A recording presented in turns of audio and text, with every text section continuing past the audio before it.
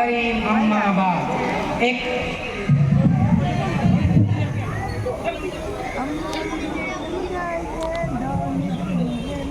नहमदुहु व नसल्ली अला रसूलिहिल करीम अम्मा बाद। एक पत्थर की भी तकदीर बदल सकती है, एक पत्थर की भी तकदीर बदल सकती है, शर्त यह है कि करीने से तराशा जाए। সম্মানীয় উলামায়ে কিরাম ও শ্রোতা মণ্ডলী, আসসালামু আলাইকুম ওয়া রাহমাতুল্লাহি ওয়া বারাকাতুহু। আমি আল্লাহ তাআলার কৃতজ্ঞতা জ্ঞাপন করি যে তিনি আপনাদের সম্মুখে বক্তব্যের গুরুত্ব এবং প্রয়োজন সম্পর্কে কিছু বলার সুযোগ দিয়েছেন। আশা করছি আপনারা আমাকে উৎসাহিত করবে। সম্মানীয় শ্রোতা মণ্ডলী, কিয়ামত পর্যন্ত আগত সমস্ত মুসলমানের সফলতা আল্লাহ তাআলা দিনের মধ্যে রেখেছে, আর দিন হলো আল্লাহর বিধান এবং রাসূল সাল্লাল্লাহু আলাইহি ওয়াসাল্লামের জীবনধারা অনুযায়ী জীবনযাপন করার মধ্যে নিহিত। বোঝা গেল সফলতা যখন দিনের মধ্যে আছে, তাহলে প্রতি ব্যক্তির জন্য দিন শেখা আবশ্যক, যাতে সে তার উপরে আমল করে নিজের জীবনকে সফল কাম করতে পারে। আল্লাহ তাআলার অনেক বড় কৃপা ও দয়া যে তিনি মানুষের হেদায়েতের জন্য রাসূল সাল্লাল্লাহু আলাইহি ওয়াসাল্লামকে দুনিয়াতে প্রেরণ করেছেন, যিনি আমাদের জন্য জীবন দাসের নমুনা, যার মধ্যে মানব জীবনের জন্ম থেকে মৃত্যু পর্যন্ত জীবন যাপন করার সমস্ত পদ্ধতি এখানে আছে, যেটা 1450 বছর থেকে সংরক্ষিতভাবে চলে আসছে এবং কিয়ামত পর্যন্ত এটা সংরক্ষিতভাবে থাকবে ইনশাআল্লাহ।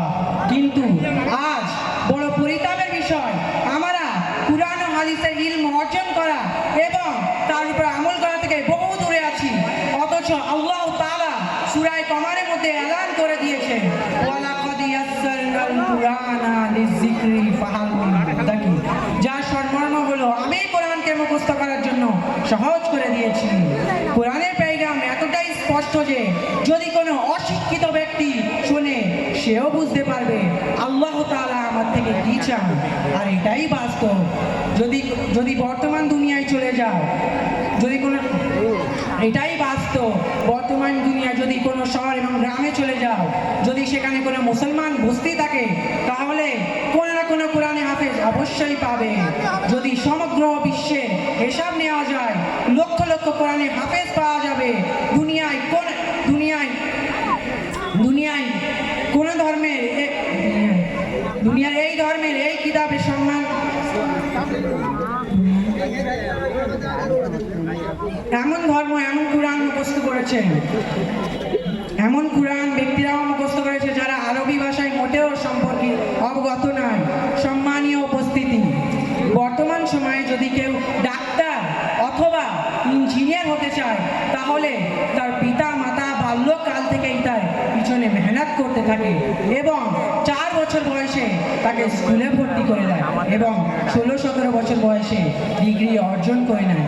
কিন্তু দিনী শিক্ষা থেকে বঞ্চিত থাকার কারণে সে পিতা মাতার, প্রতিবেশী এবং আত্মীয় স্বজনের হক প্রাপ্য সম্পর্কে হয় না। সুতরাং সেই দুনিয়ার মোহতে পড়ে নিজের আখিরাতকে ধ্বংস করে দেয়। সুতরাং পিতার জন্য আবশ্যক হলো বাল্যকাল থেকেই নিজের সন্তানদেরকে দিনদার করার পরিকল্পনা করবে।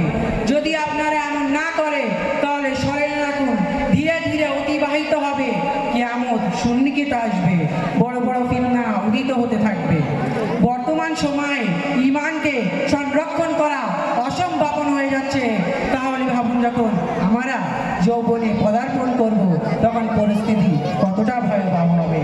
আল্লামা ইকবাল বলে, এ হেলে কলিসা কা নিজাম, ये अहले कलीसा का निजाम में तालीम एक साजिश है फकत दीन व मुरव्वत के खिलाफ।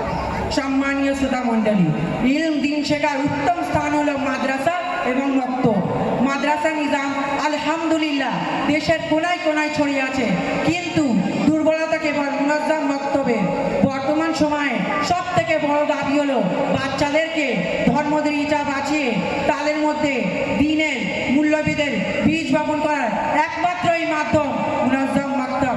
সুতরাং আপনাদের কাছে বিনতি নিবেদন, প্রত্যেক এলাকায় প্রত্যেক শহরে প্রত্যেক মসজিদে মুনাজ্জাম মাকতাব প্রতিষ্ঠা করুন।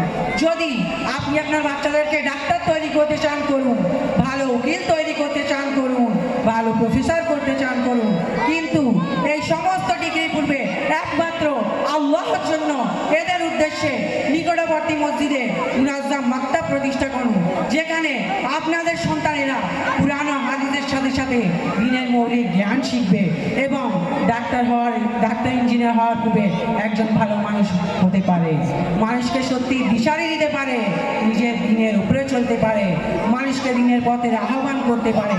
সর্বশেষে আল্লাহর কাছে প্রার্থনা করি যে আমাদের সকলকে দ্বীনের খেদমতের জন্য কবুল করুন এবং আমাদের বাচ্চাদেরকে দ্বীন শেখার তৌফিক দান করুন। সর্বশেষে এই কবিতার মাধ্যমে আমি আমার বক্তব্য ইতি করছি। ये तिफलाना मकतब जिनसे वाबस्ता है मुस्तकबिल, ये तिफलाना मकतब जिनसे वाबस्ता है मुस्तकबिल, उन्हीं जर्रों को चमका कर शब महताब करना है। वो आखिर